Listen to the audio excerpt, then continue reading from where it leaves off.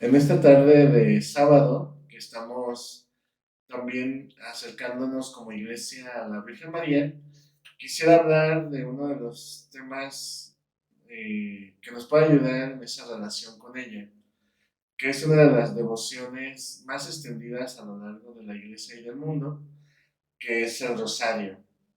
Dicen que todo buen católico pues sabe rezar el rosario y lo reza comúnmente, ¿no? Pues es importante pues conocer esta gran devoción que nos ayuda a tener esa cercanía con María y sobre todo poder tratar con ella a través de este medio de piedad.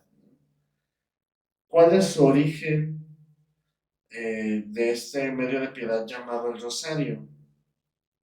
En la forma actual como lo conocemos, la tradición nos cuenta que su origen está en el santo, bueno, fue realizado por Santo Domingo, que es fundador de la Orden de los Predicadores, o de los comúnmente llamados dominicos, sobre todo para detener un poco la herejía albigense, donde hablaba de que todo lo material es malo y solamente el espíritu es bueno. Y precisamente es curioso si ustedes se han dado cuenta que cuando rezamos el rosario, la mayor parte del rosario, más que hablar de María, habla de Jesús, de todo lo que fue su vida, ministerio, pasión, muerte y resurrección, ¿no?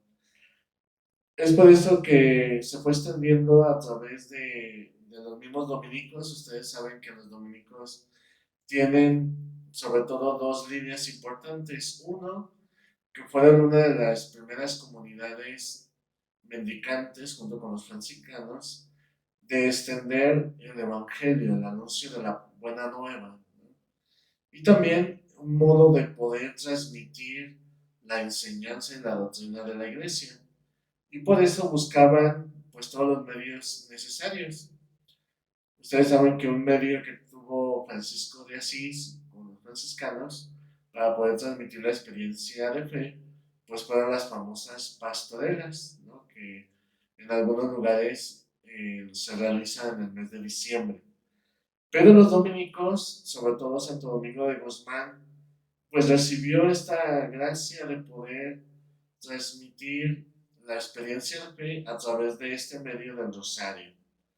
Y fue en el año 1206 donde él, a través de una revelación de la Virgen María, pues recibió el encargo de propagar esta devoción durante este tiempo y a todo el mundo, haciéndolo de manera maravillosa, ¿no? Y buscando pues, que a través de este medio poder llegar al corazón de todas las personas. Este medio, de hecho, está extendido en toda la iglesia y es un medio que nos ayuda también como un momento de cercanía, no solamente con María, sino también con el mismo Jesús. Al igual que la palabra de Dios, donde nos acercamos a Él, donde pues estos días hemos estado meditando los evangelios, pues también el rosario está lleno de la palabra de Dios y está formado a través de estos misterios de la vida de Jesús.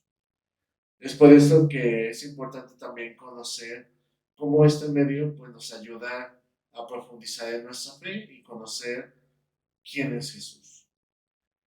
En muchos lugares aparece esta imagen del rosario como un medio que muchos santos utilizaron para poder vencer pues muchas dificultades, tentaciones, momentos difíciles, ya que el rosario pues es un momento de estar en familia, ¿no? Con María. Muchos santos de hecho llegan a decir que quien se hace amigo de María a través del rosario pues alcanza pronto la santidad. Es por eso que es importante pues conocer a qué se refiere este medio de devoción. Casi a mí me ha sorprendido mucho que en varios lugares, varias personas a veces cuando se les ha invitado a rezar el rosario, ya sea por algún motivo de algún novenario de algún difunto o algún novenario de alguna fiesta. Algunos digan, es que no sé cómo se reza o no conozco el rosario, ¿no? Y por eso es importante pues saber y conocerlo, para que nosotros pues, como decíamos, quien se hace amigo de María, pues podamos, como todos los santos, vencer esas dificultades y poder también alcanzar la santidad, que es el sueño de Dios para todos nosotros. ¿Cómo se reza el rosario? Pues todos tenemos en nuestra casa, bueno, me imagino que al menos cuando hicimos la primera comunión o cuando se bautiza a un niño, la mayoría pues recibe un rosario, ¿no? Y lo tienen ahí junto con, ya sea con los evangelios o con la Biblia, ¿no? Con la que reciben, o a los niños bautizados pues con el recuerdito que les dan, pues también viene un rosario. Entonces muchos se preguntan, bueno, ¿y cómo se reza? Pues yo tengo aquí el rosario, tengo lo que algunos llaman las cuentas o las bolitas, ¿no? Con las que están formados los rosarios, pero ¿cómo se hace? ¿Cómo se comienza? Pues bueno, para contestar esta pregunta es, primero ver que la palabra rosario, como su nombre lo dice, viene de la palabra latina rosa, rosario, ¿no? Y lo podemos traducir como ramo de rosas.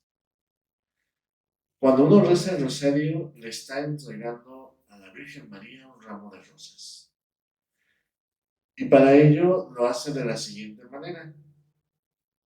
El rosario actual que nosotros tenemos en la iglesia consta de 20 decenas, en la cual pues uno va contestando, bueno, respondiendo a los diferentes misterios que se van realizando a lo largo de las semanas, cada uno especificándose a través de 5 misterios en los diferentes días. Y de ahí el que se vaya realizando y profundizando en la persona de Jesús. Cada una de estas decenas se compone de un Padre Nuestro, de 10 Aves Marías y de la oración que conocemos como el Gloria. Al final también algunos añaden algunas jaculatorias piadosas, como la famosa oración llamada de Fátima. Estos días pasados celebrábamos la fiesta de Nuestra Señora de Fátima. Esta oración de Fátima que recibieron los pastorcillos, refiriéndose a la intercesión de María para no caer en los engaños del mal y poder vencerlo, ¿no? O también algunas otras ejaculatorias referentes a María, algunas pequeñas, otras más largas, pero todas van referentes a ella. Cada una de estas, digamos, decenas, donde se reza el Padre Nuestro de María y Gloria, está antecedida por el anuncio de un misterio, el cual habla de un suceso en la vida de Jesús o de María. Estos misterios se dividen en 4 series de 5. Los primeros son los llamados misterios gozosos, después los misterios luminosos, que fueron agregados por San Juan Pablo II, y después los misterios dolorosos, y finalmente concluimos con los misterios gloriosos. ¿Cuáles son los misterios gozosos?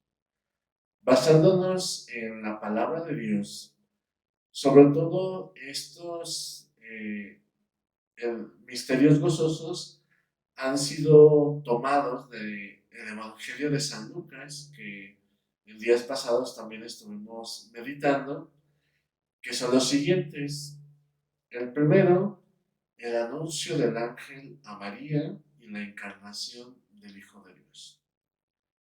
El segundo misterio gozoso, la visitación de María a su prima Isabel. El tercer misterio gozoso, la natividad o nacimiento de nuestro Señor Jesucristo.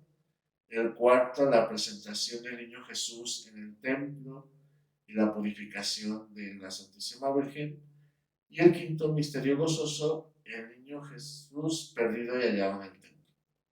Si se fijan, los misterios gozosos abarcan lo que es concepción, nacimiento e infancia de Jesús. Eso nos puede ayudar también como un proceso catequético para ir conociendo a la persona de Jesús desde su concepción, su nacimiento, cómo se realizó, en qué circunstancias, y también ya su periodo de infancia y parte de su adolescencia, ¿no? Porque ustedes recordarán, refiriéndome a este último misterio de que Jesús es perdido y hallado en el templo, se refiere ya a cuando Jesús es tomado como adulto en la cultura judía, ya que tenía ya los 12 años, ¿no? Que se realizó esta experiencia que vivió tanto Jesús, bueno, que se dio en la vida de Jesús como en la vida de María. Los siguientes misterios fueron incluidos por San Juan Pablo II, sobre todo porque él hablaba de que había dentro de lo que es esta devoción un espacio, un hueco donde se abarcaba la vida pública de Jesús, ya que Jesús pues no solamente vivió su nacimiento, no solamente pasó por lo que es la pasión, muerte y resurrección, la muerte y la resurrección finalmente, sino que también pues faltaba esa parte de su vida pública donde desarrolló su predicación, sus milagros y cada una de las partes pues que fueron marcando su vida también en relación a sus discípulos. Por eso San Juan Pablo II incluye estos 5 misterios luminosos. ¿Por qué les llaman misterios luminosos o misterios de luz? Porque precisamente a través de estos misterios que se meditan en ese momento, nos hablan de algún momento en la persona de Jesús donde se revela algo de él, donde los discípulos conocen algo más profundo de la persona de Jesús. Por eso son misterios de luz, porque nos revelan, nos iluminan algo acerca de la vida de Jesús. Y estos comienzan precisamente con el primer misterio, que es el bautismo de Jesús. ¿Qué nos revela Jesús en este misterio? Que es el Hijo de Dios, ¿no? Porque ustedes recuerdan que el bautismo es donde se oye una voz en el cielo y el Espíritu baja sobre él y se escucha que esta voz dice, este es mi Hijo en quien tengo puestas mis complacencias, ¿no? El segundo misterio luminoso, de hecho, se enuncia de la siguiente manera: la autorrevelación de Jesús en las bodas de Caná. ¿Qué nos revela Jesús en estas bodas de Caná? Pues hay diferentes interpretaciones acerca de este misterio, de esta autorrevelación de Jesús. Algunos hablan de que Jesús lo que nos revela en las bodas de Caná es su deseo de elevar el amor humano a sacramento, ¿no? Que es el sacramento del matrimonio, instituyéndolo a través de esta manera. Otros le dan una visión de que Jesús revela cuál es la relación de Dios con la humanidad, que es precisamente esa relación esponsal de esposo, Dios, y la esposa, que es la iglesia y la humanidad, que busca esa unión de comunión. Y otros hablan más del hecho de convertir el agua en vino, pues habla también de una experiencia de pasar de lo antiguo a lo nuevo. Porque ustedes recordarán, eran 6 tinajas de agua en la que se hacían las abluciones de los judíos, es decir, habla de un rito, de una tradición judía. Y el hecho de convertir esa agua en vino, en el vino nuevo, nos está hablando de una nueva vivencia que Jesús nos viene a traer acerca de la relación con Dios. Entonces, como ven, pues puede ser pues, muy amplia lo que nos puede decir este misterio. El tercer misterio que abarcó la mayor parte de la vida de Jesús, el misterio luminoso, es el anuncio del reino y la llamada a la conversión. Podemos resumir precisamente la predicación de Jesús en su tema central, que es el reino de Dios o la vida de Dios, la comunión con Él, y también esa llamada a abrir el corazón a Dios, ¿no? Que es la conversión. Finalmente, en el cuarto misterio podemos hablar acerca de la transfiguración de Jesús en el monte Tabor. Esta transfiguración pues ya nos va abriendo a la experiencia de lo que va a ser la resurrección de Jesús. Es decir, Jesús es Dios y por lo cual va a poder presentarnos esa vida transfigurada, nueva, después de su resurrección, que la cual también nosotros estamos llamados a vivirla. Y finalmente, dentro de los misterios luminosos, encontramos el misterio por excelencia de luz, que es la institución de la Eucaristía. Jesús, ¿qué nos ilumina o qué nos transmite o qué nos quiere anunciar a través de este misterio?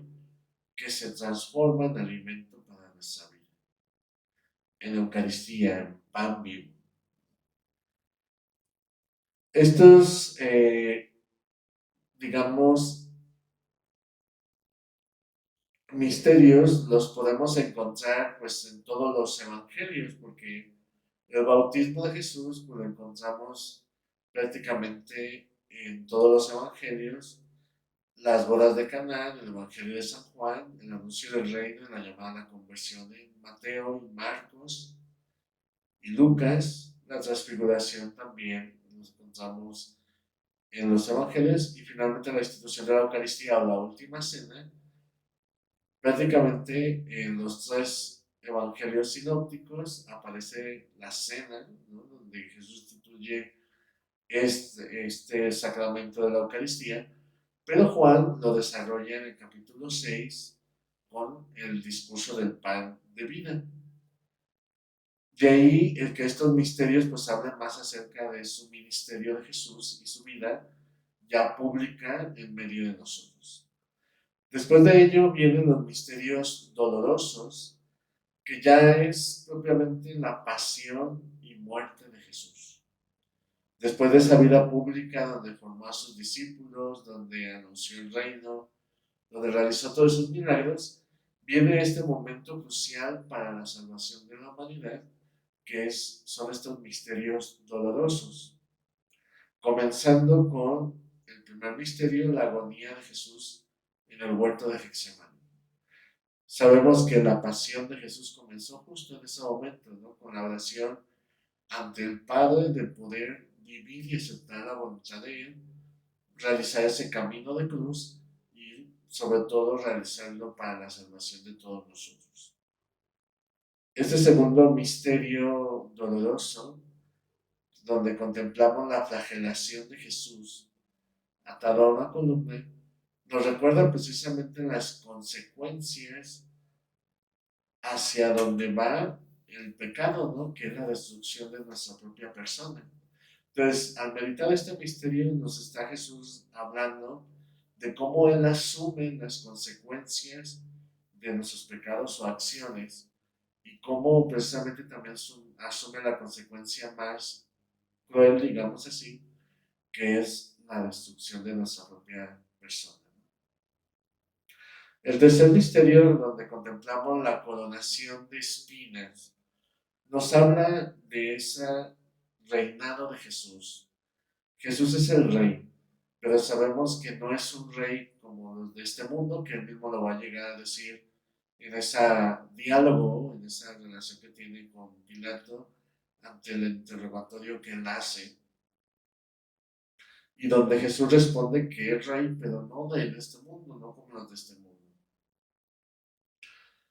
Y precisamente habla de una coronación de espinas, porque nos habla de que es un camino diferente, sobre todo desde la humildad. El cuarto misterio doloroso nos habla del camino de la cruz, es decir, Jesús con la cruz a cuestas rumbo al Calvario. Esta experiencia de Jesús es la que nos invita a todos nosotros a vivir cada día, ¿no? De hecho, Jesús en los evangelios nos va a decir, el que quiera seguirme, que tome su cruz y me siga cada día, ¿no? Porque sabemos que cada día nuestra cruz pues, es diferente, a veces es para algunos más pesada, más difícil, menos difícil, pero todos cada día asumimos nuestra cruz y esa es la cruz que nos va a ir transformando hasta poder llegar a ser imagen de Él y ser discípulos suyos. Y el quinto misterio doloroso concluye con la crucifixión y muerte de Jesús en la cruz, que sabemos que es el culmen de la acción del pecado en la vida de la persona, en el mundo, ¿no? La muerte. De hecho, así lo afirma San Pablo en la carta a los Romanos, el salario del pecado pues es la muerte. De ahí pues en la experiencia de ponernos frente a ese gran misterio. Y concluimos con los misterios gloriosos, que precisamente ya hablan de todo ese camino, de esa vida nueva, donde Jesús nos viene a invitar a esa comunión más profunda con Él, comenzando con la triunfante resurrección de Jesús. Este primer misterio nos habla cuál es el fin de la vida de todo ser humano. No es la muerte, sino la resurrección. Si Cristo ha resucitado, también nosotros resucitaremos, dice San Pablo en sus cartas.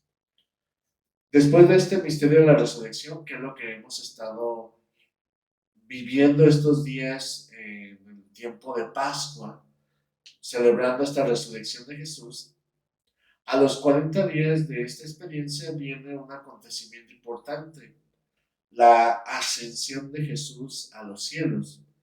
Este misterio nos habla cuál es el camino y fin del ser humano, que no solamente es este mundo, sino poder llegar a la plena comunión con Dios, que es el cielo. De ahí el por qué nos habla ese himno tan bonito que meditamos ese día, donde Jesús dice, no, yo no los dejo solos, sino que les voy a preparar un lugar para que también donde yo esté, estén también ustedes. Después de ahí viene uno de los acontecimientos importantes, que es el nacimiento de la iglesia en Pentecostés.